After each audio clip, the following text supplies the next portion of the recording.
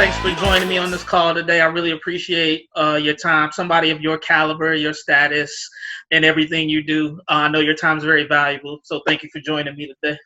Oh man, thank you for having me. We already have so many amazing conversations offline. Yeah, absolutely.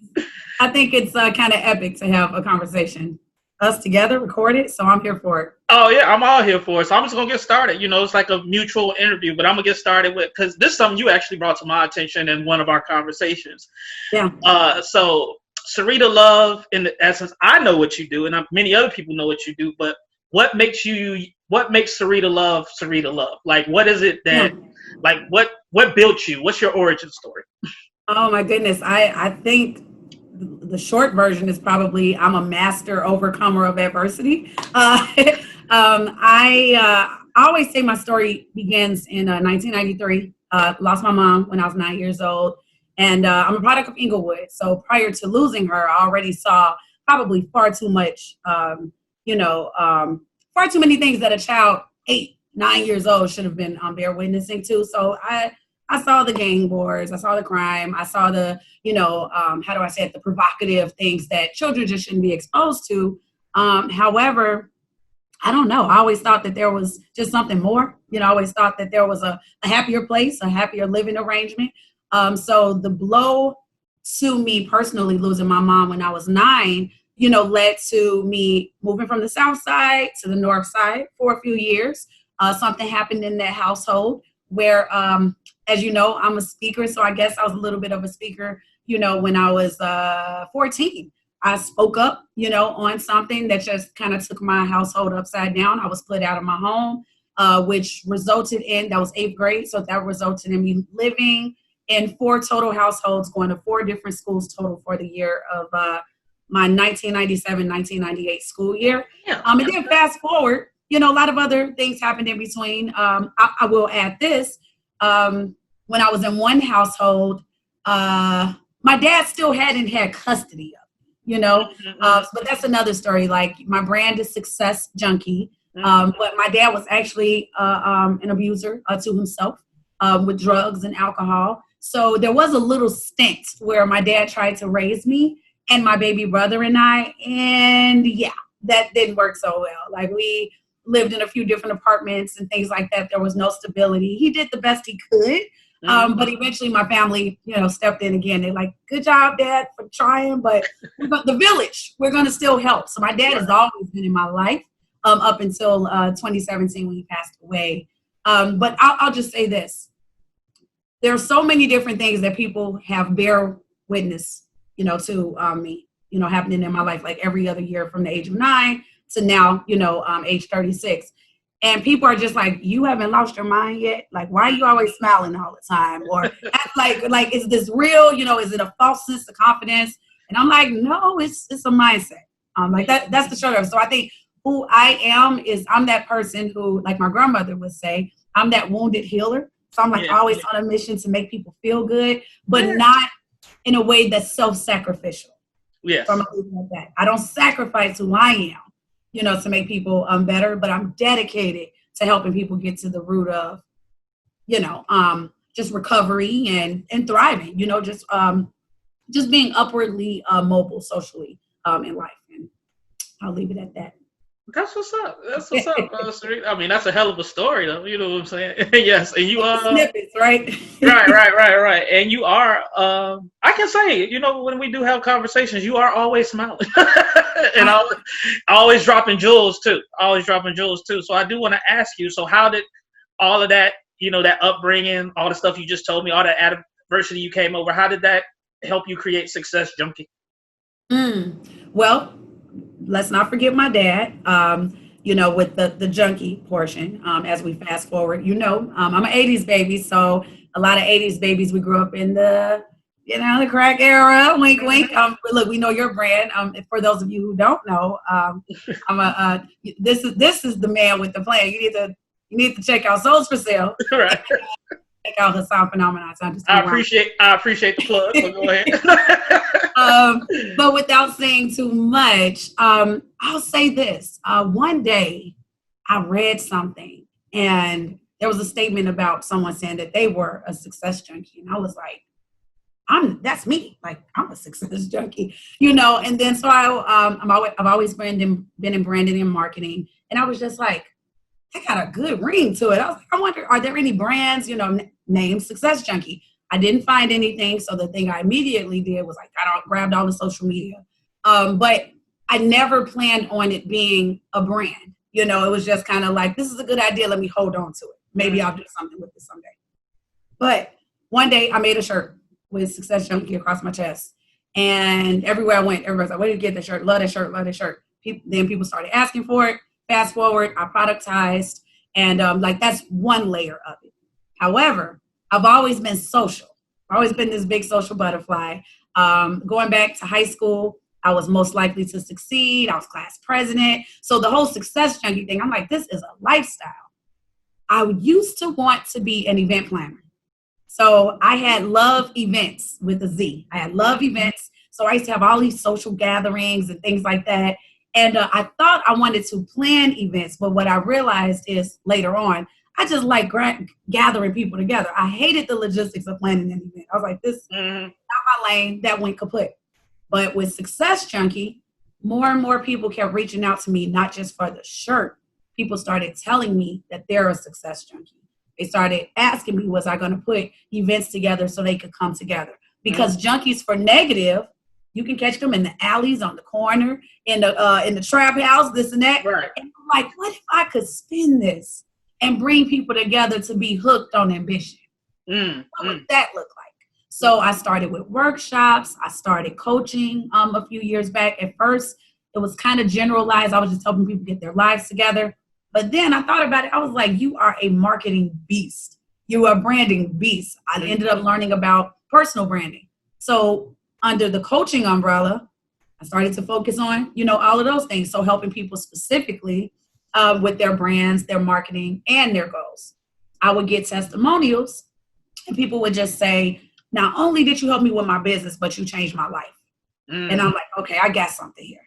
Right. I got something here. So then I launched a membership. I mean, I listened to my tribe, and my tribe is other success junkies. So came up with an idea, didn't really think much of it until people made me think something of it. So I just kept gathering feedback. I still got a long list of things I want to do, like in my 10-year plan.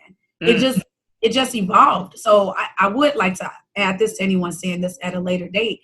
Like if you got something brewing inside of you, that you just keep tabling for a later date or for a later discussion, do some market research, ask other people how they feel about it, gather other people's ideas and see what you can do with it, because that's what happened with me. And now it is a national, pending international brand. And it all came from me reading the article saying, like, claiming my affiliation to something and then owning it and monetizing it. And it's still mind blowing to this day, because I saw myself becoming an entrepreneur someday, but not like this. I wanted to be a pediatrician, a long time ago. I thought, so I think that's the best thing that I could tell you right now is just a light bulb moment. I took other people's feedback and I just took it and ran with it. And now, as you know, I got summits and, and so on special events. Yep. Yes. Yeah. You got summits. You got like a lot of clients. You got people trying to get in entanglements with you. No, I'm joking. My last name is Love. I'm gonna leave you guys with that. Right. But the interesting part though is like when I first met you and you first hit me with the success junkie thing, I was like, oh, that's pretty dope. And it made me think of myself. I was like, what kind of junkie am I? I mean, I love success, so I would automatically consider myself a success junkie, but I actually consider myself more like a happiness junkie, if that makes sense what I'm saying. Like, I am a person, like, you said your origin story. I always tell people, if they just ask me in short what I say I am, I mean, and pardon my French, but I always tell people I'm like one of the happiest motherfuckers walking around. So, that's like my thing. But I always tell people though too that happiness is not a destination. It's truly a journey, a continuous journey. And kind of like once I found my happiness, I guess you want to say, like when I was in my 27, 28 years old, when I was living out in LA, I didn't want to go backward. I was like, this is too good of a feeling. So I like literally fight for my happiness on a regular. I'm addicted to happiness to the point that some people be like, how can you just get over stuff like that so easy? Or how come, or the same question to you, how come you always smiling? How come you always in a good mood? I always tell people, I was like, I don't let BS linger in my life. So don't get me wrong, I'm human. I get sad. I get mad. All of those things, but you ain't gonna see me mad 2 days later about something that happened 2 days ago. No, that's just not at all. To me.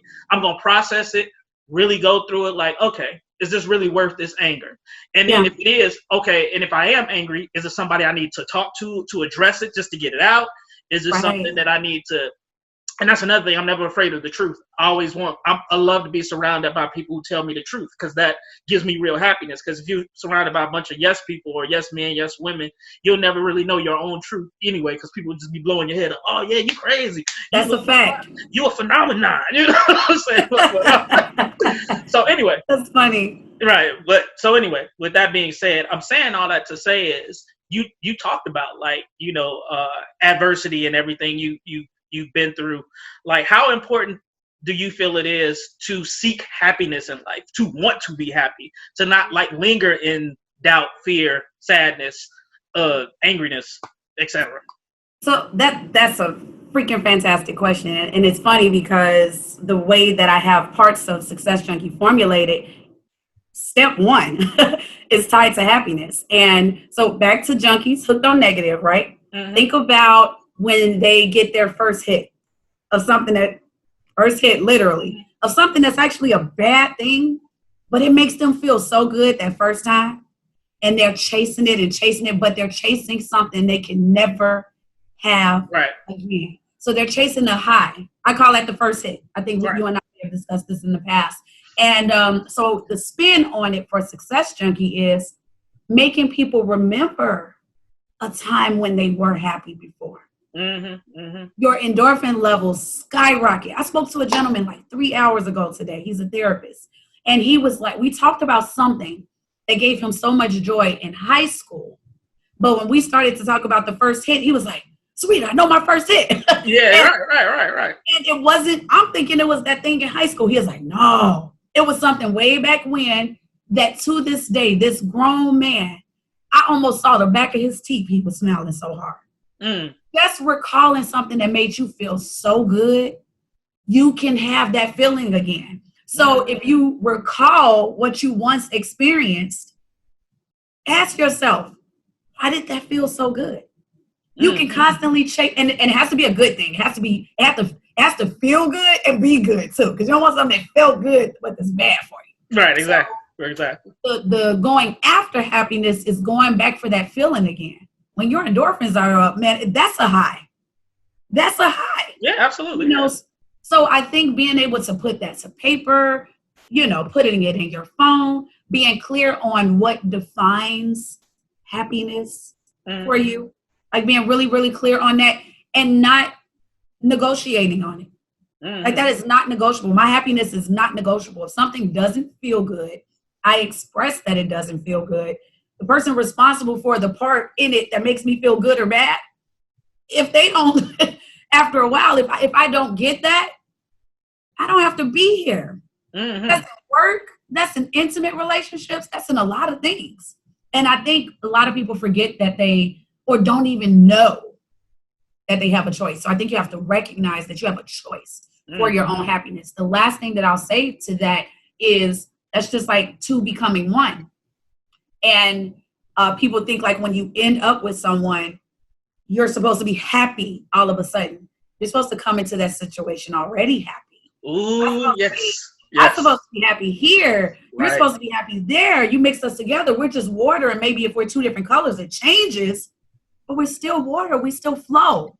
That's the problem. People are looking for someone to make them happy. And they're unfulfilled, expecting a responsibility. It shouldn't even be a responsibility. You are responsible for your happiness.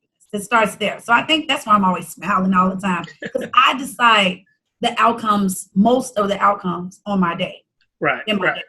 You know, so I could talk about happiness all day. But it's real. People are chasing, you know, a high that you're just not going to get because it starts here. Yeah. Yeah. So Absolutely. One of the realest things you just said, like when it's like when you talked about that thing about two becoming one, that's something I've always said. I always tell people, like, I've been in relationships where people be like, "Oh, Hassan, you make me so happy." I was like, "Please stop saying that."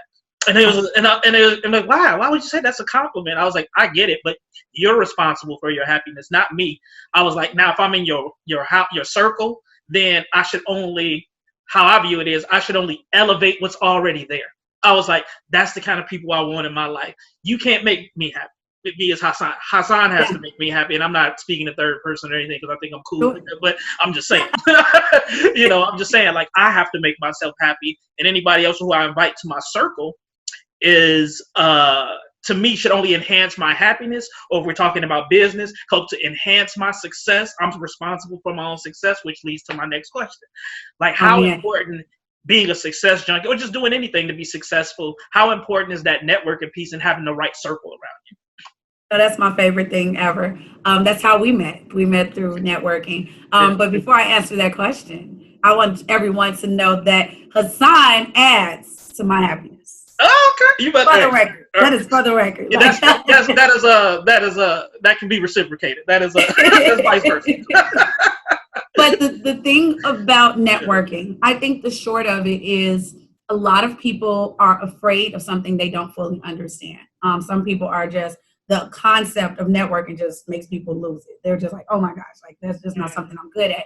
And something that we all are, or all should be good at, is being of service. Networking is not about what's in it for you. When you're on the end of trying to add to you, trying to add to your happiness. One of the ways that you add to your happiness and add to your success is when you encounter a perfect stranger, you listen. You listen to that perfect stranger and you see how you can add to their happiness, how you can add to their success. As a result, not all the time, but almost all of the time, most people feel as if they want to reciprocate, even if it's directly or indirectly. So I think the best thing I can say here is, in networking, you need to have a strategy. When you're entering new spaces, you need to consider where you're entering before you arrive. Do your research. Have an expectation of, or an idea of, how many people are going to be in the room. What type of people are in the room. Have a general idea of what they may be looking for. So if you can leverage the opportunity of being the first, or well, really the second person to speak, in the sense of like talking about yourself, however it goes, if you listen, you'll find out everything that you need in ways of, I guess, that will add to ways that you can add to their happiness and add to their success. People don't forget that. I think another point that I pride myself on, I don't, or I rarely do one-on-one networking. I love connecting people.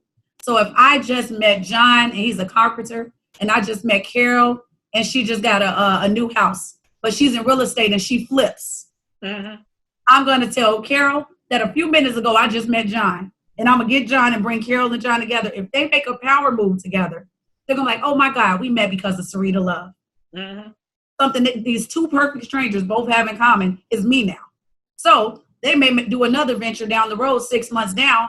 Oh my gosh, remember, she's a marketer or something like that. It might be a big power move, different from, their areas of specialty. And next thing you know, I'm brought to a table from two perfect strangers. So in networking, always consider just different ways that you can be a common denominator, because when they say your network is your net worth, here's the literal part about that. Networking is currency. Mm-hmm. It's currency that is adding to your success bank. I add to my success bank every day. Every day, I'm talking to someone new. I'm seeing how I can help someone. I'm responding to something. I'm putting out free information. That's on purpose. And I'm consistent. You got to be consistent. Social media, the sole purpose, one of the key reasons for social media is it's not quiet media. It's all social. Right. Being social is network. Right. So, get in some groups, add value to your friends. Tell people about something dope that your friends got going on. Tell people about Souls for Sale. Talk about the book. Even if you plan on getting it and you think it's interesting, Put it out there. That's a form of networking because people remember that they're like, oh man, my girl Serita mentioned your book. My girl Tasha, my boy John, whatever. And people don't forget that. People don't forget people who serve. That's true. Everybody wants to forget the person who's always asking for something. Oh, absolutely. And you know what's so real about what you just said? You might not even remember this.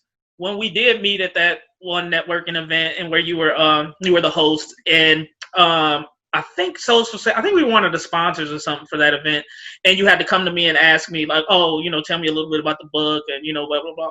Literally, your approach was in a very like servitude type manner, not like, oh, what can I get up? Literally, you came to me like, okay, tell me about the book. I started telling you, he was like, give me the main gist. Like, you're so good at this. He was like, no, give me that one thing that people going like, oh, I got to get that. And so I gave it to you like, that's it.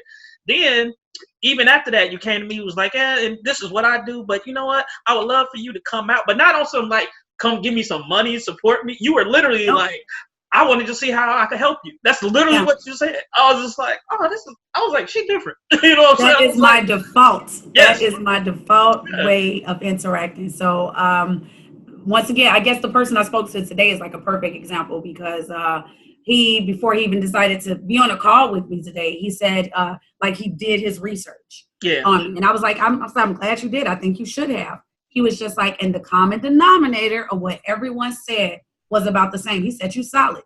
I was just like, thank you. I was like, but kudos to you for doing your research because I want you to know that you're making, the right decision for us to have this two-way dialogue. But I don't know. I love networking. I love meeting new people. And you know what? I'll say this, because when people think of networking, we always prioritize the extroverts. I got a message for the introverts. For the introverts in the room, look in the space, I'll say this. You need a hype woman or hype man. You need a hype woman or hype man. If you're not the person, if you're more soft-spoken, bring someone with you who can move around and you guys can be intentional in the sense of you like, you know what? I feel more comfortable talking about my friend. So that might mean if Hassan is more shy, I'm not even networking for me now. I'm meeting people and then I'm like, oh my gosh, you should meet Hassan. You should meet Hassan Legis or whatever. And I'm like, I'm flagging them down, whatever. And then they're like, wait a minute, you told us about Hassan. Who are you again? I'm like, oh, but really that's strategy. I didn't really come out to meet people like that. I mean, that's going to happen by default. It's just kind of a byproduct. Yeah, okay. It's a very effective strategy. So if you're more on the, on the chill side, bring me out, hit me up. Like, right. Someone who can just kind of amplify you in a way that not you can't, but you just probably don't desire. I work with a lot of people in tech, and some of them and engineers, some of them are really head down. Yeah. And they're some of the most dopest, brilliant people you will ever encounter. However, they be like, man, I just feel so weird, but I teach them. Help them find their comfort zones. But what really trips me out for all introverts is when they learn how to learn about a person first, it makes them comfortable because it helps them equip themselves for how they want to respond, how they want to introduce themselves to someone based on, it's almost like a cheat sheet. Because you're like, oh, okay, he got a book, he does this. Blah, blah. Now that gives me an idea of what I want you to know about. It's kind of like an icebreaker in real time that the other person has no clue about, but it's for the more introverted individual, and it's very effective. Gotcha. Very good. All right, now here's a specific question I got for you. We talked about networking, we talked about your origin story, talked about, success or being a success junkie and what that means. Do you think there's a difference between success and significance? And if so, how do you reach significance out of success? So the thing about success is it's whatever definition you want it to be. So success, they both can be synonymous at times, depending on how someone defines success. So I think you and I believe we can see the balance between the two because the way we see success is by being significant. Right. But that's not everyone. Other people, success is money, success is power, success is everybody knowing who I am. It's so significance is more so tied to purpose. It's deep. Significance is when you look at your entire life timeline, how have I been consistent my entire life in a positive way that changes the lives of others? that is in me being significant. And pardon me for 1 second. This is being significant for me is being a parent right now. No, hey, you got to take care of the baby boy. You got to do it. Oh my God. I love it. That's like perfect. I actually love that. Oh my God. So last but not least, and everyone knows I have, for those who don't know, I have a football son. So he's about to head to practice right now. And I'm like, remember mommy's in the interview, you said 1:45, and he's like, oh yeah. Okay. So back to it. I really think that's it. Significance is tied to purpose. You are significant when you do the thing that you believe you were placed on this earth to do. Right. We're placed on this earth to do. That is significance. How you want to add to that? Maybe with like significance and success, or what do you think? Yeah. So for me, so how I look at it, because you talked about both of us kind of see it, maybe in the same way. I think success is relative, very similar to what you said. But I think if it's me personally, significance comes for me, like you said, deep in that purpose. And similar to something you said earlier, for me, I know what my purpose is. I know my purpose is here to help people enhance their lives and see the value in themselves. I can't give that to them, but I know that I'm here to help people kind of see that. And like I kind of said earlier, when I found like my happiness, I wanted to like just put it in a bottle and give it to everybody. Like, here, drink this. But I do know everybody's not ready at the same time. But I do know honestly that is my purpose. Like, I just want to bottle up what I feel inside and pass that to people. And if I can do that successfully, even if I help to inspire or change one person's life, that is significance to me. But then it also makes me successful because I've been successful at executing what my purpose is. So it's just like, so that's kind of how I look at it, success. And in the meantime, if I can make a little change while doing that, then I'm very happy, man. You know what I'm saying? Because at the end of the day, you still got to make money, but I'm not saying that my purpose is connected to the money piece. It's just that I'm just saying that I believe if I live out my purpose, then I will be compensated for it in some way. You know what I'm saying? You will. I think in business, one statement I remember reading some years ago in a marketing book is, if you could find a way to create happiness in a box, be it a tangible or intangible box, you'll never be broke a day in your life. People are always searching for happiness, and there's so many different ways to exchange that in a way that I provide a solution to your problem. What is the problem that people are always going to have universally, any day, any night? If you can always, that's the hustle. Like, that's like if we were trapping or something like that, we were trapping like for success, Hey, I got happiness in a box. It might be in a bag. It might be I love that this was a question right now. That's going to make me want to dive a little bit deeper, because I think that's a conversation to be had. I think I would love to, just discuss that with you someday in the near future. I see that being a heavy conversation and insightful to many, no matter what walk of life they come from. Oh yeah, we can do that.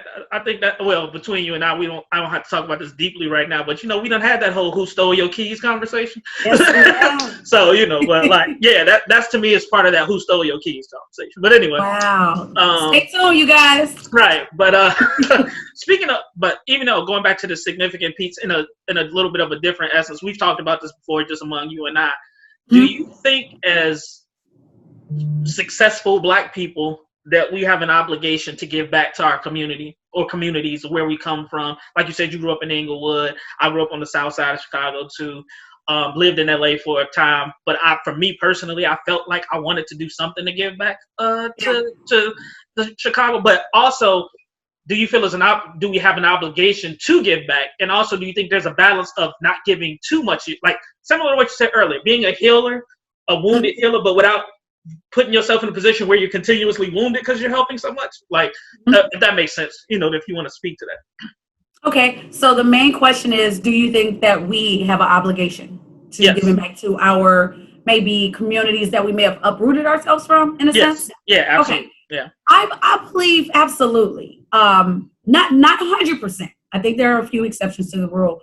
But if you have come out of the worst case scenarios, And from where you were rooted, those things you came out of are still relevant in the lives of other versions of you.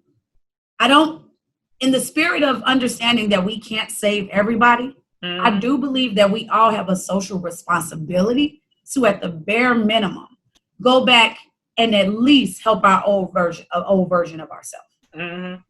So for me, it's that young girl. And young, it's young girls and young boys. But if I just felt like I need to do something and I just wanted to be selfish with it, I would go back to just helping an older version of myself, a previous version of myself.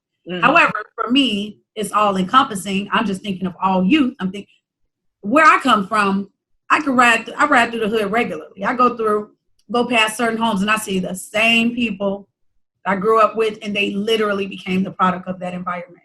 So my responsibility might be their children. Right. Ooh, yeah.